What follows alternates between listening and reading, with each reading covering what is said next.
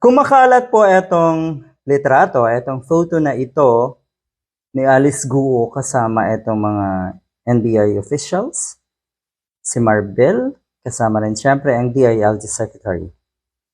Siyempre, nagbigay agad ng konklusyon etong mga diehard na nasa social media, lalo na po katulad ni Maharlika, ni na Jason sa Harry Roque, na kuno ay sila, masasaya silang magkasama dahil sila daw talaga ang sindikato kasama etong mga officials na ito.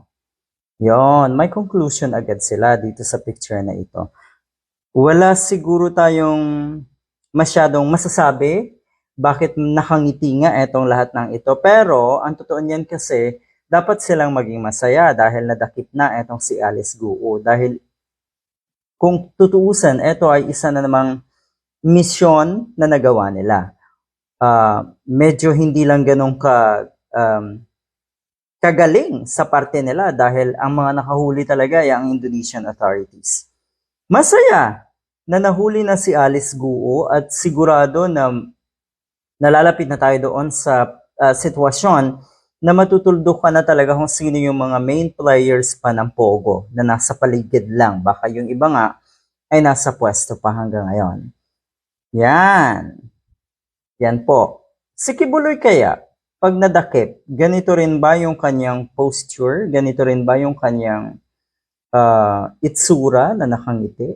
Meron pa ba siyang ingingiti pag siya naman ang nahuli?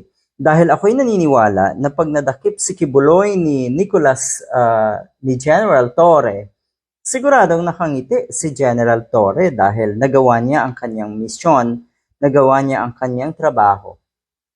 Diba? Pero yun nga, hindi naman kasi tayo sang-ayon na yung feeling so close itong mga ito dahil wag nating kalimutan na ito po ay pugante.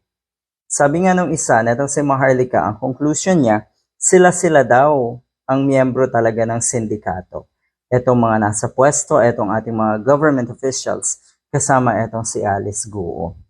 Ang Vangag administrasyon daw ang ulo ng Pogo Mafia. So si Marcos Jr. daw talaga ang ulo ng Pogo Mafia. Yon. Magaling, dahil etong mga illegal na Pogo na ito, kung titignan natin, ay mukhang naging malaya dito sa ating bansa noong panahon ng dating Pangulo na si Digong. Tapos ano nga uli? Ibibintang sa iba. Okay. Yan yung paraan na itong mga kampo ni Duterte para kuno ay, kunwaring ayaw nila sa droga, pero sila talaga ang pasimuno ng droga. Kunwaring ayaw nila sa Pogo ngayon, pero alam naman natin kung sino talaga ang pasimuno ng mga illegal na Pogo na yan. Ganyan po ang sistema sa madalas kong sabihin netong mga Duterte, netong mga alipores ni Digong, na kung ano yung kanilang kasamaan, yung ginagawa nilang kabulastugan, ipapasa talaga sa iba. Uunahan nila ng ganong mindset na kayo yon, kayo ang totoong sindikato. Good luck!